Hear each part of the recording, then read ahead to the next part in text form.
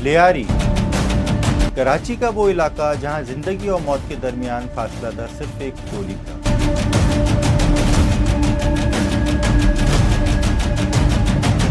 और हालात ने उसे रहमान से डकैत बना दिया। जैसे कोई कह रहा हो यहाँ कभी रहमान का राज था।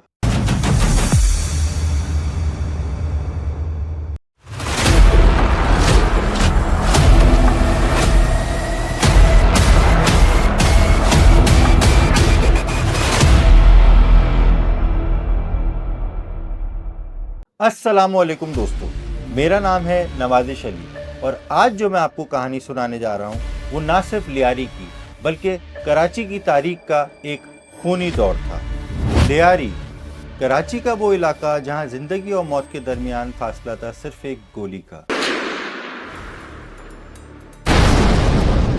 जी हाँ, ये कहानी उस शख्स की है जिसका नाम हर ज़बान पे था, जिसे कुछ लोग रॉबिन हुड कहते थे और कुछ रहमान डकैत। सन 1980 कराची के इलाके लियारी में एक बच्चा पैदा हुआ। नाम रखा गया अब्दुल रहमान बलोच, जिसे कुछ लोग रहमान कहते थे, लेकिन वक्त और हालात ने उसे रहमान से डकैत बना दिया। रहमान डकैत ने अपनी तालीम शुरू की हबीबा एकेडमी से, लेकिन क्लास 6 में उसने स्कूल छोड़ दिया। और हैरानी वाली बात यह है कि सिर्फ 13 साल की उम्र में उसने पहली दफ़ा किसी का चाकू से कत्ल किया। और उसी दिन से लियारी की फिजाओं में जुर्म की एक नई दास्तान शुरू हुई। बचपन के खिलौने अब बंदूक से तब्दील हो गए और लियारी के आसमान पे एक नया नाम लिखा गया, रहमान डकैत। सन 1980 ये लियारी की तारीख का वो दौर था जहाँ जुर्म, नशा और सियासत का जोर था। यहाँ इंसानी जिंदगी की कोई कीमत नहीं थी, ना बिजली ना पानी। नौकरियां सिर्फ उनके पास थीं जिसके पास बंदूक थी।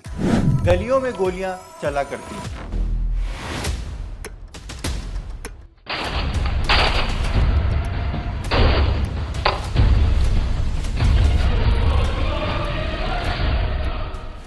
और लोग ये कहकर गुजर जाते थे कि क्या यहाँ दोबारा ऑपरेशन हुआ।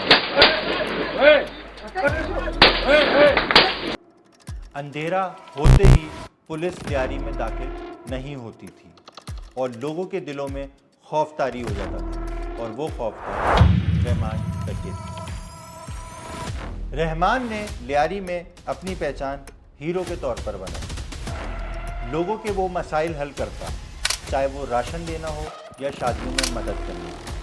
लोग उसे कहते थे रहमान हमारा मसीहा है। धीरे धीरे रहमान का खौफ लोगों के दिल में बढ़ गया और भरोसा उनके लिए जिनके लिए वो मसीहा है। कुछ लोग उसे गैंगस्टर कहते थे और कुछ लोग उसे मसीहा।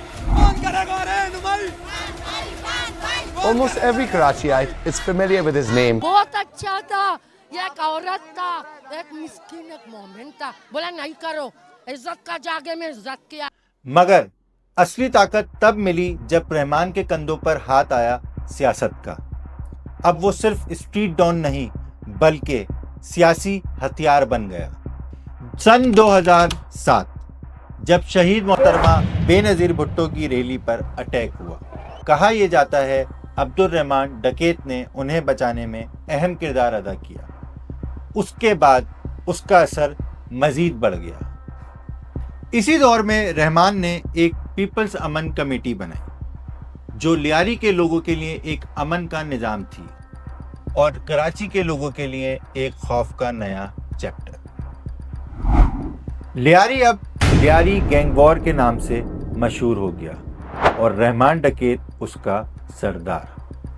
सन 2009 कराची ऑपरेशन अपने उरूज पर था और रहमान अब पाकिस्तान का मोस्ट वांटेड आदमी बन गया। रहमान पे दर्जनों कत्ल, टॉर्चर और किडनैपिंग के इल्जामात थे। इंटेलिजेंस रिपोर्ट के मुताबिक रहमान कुछ दिनों से मलीर स्टील टाउन के एक सेफ हाउस में छुपकर बैठा था।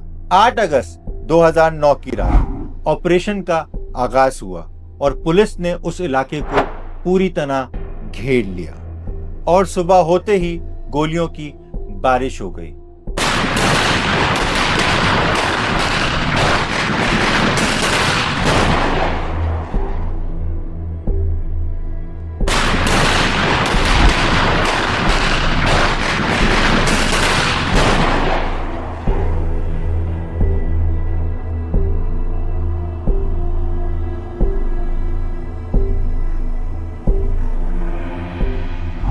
एनकाउंटर लंबा चला और फिर खबर आई रहमान डकैत मारा गया। In the populous low-income settlement of Liari, Abdul Rahman Baloch had become a household name.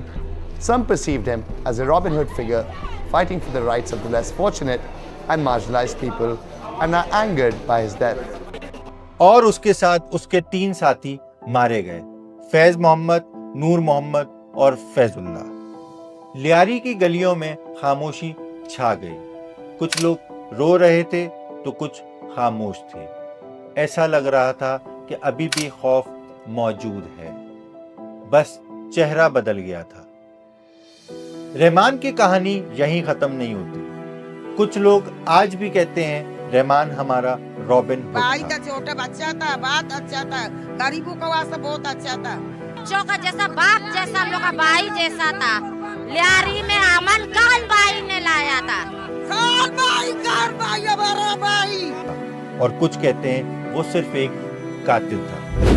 और उन्होंने वहाँ से इनको उठाया, टॉर्चर किया, मारा है, मार के फिर इनको दोनों को फायर की है। और एक बात सब मानते हैं, रहमान सिर्फ एक आम इंसान नहीं था। रहमान एक दौर था और कराची ने उस दौर में अपनी रूह का एक हिस्सा खो दिया। और आज भी जब लियारी की गलियों से गुजरो तो हवाओं में खामोशी महसूस होती है, जैसे कोई कह रहा हो यहाँ कभी रहमान का राज था।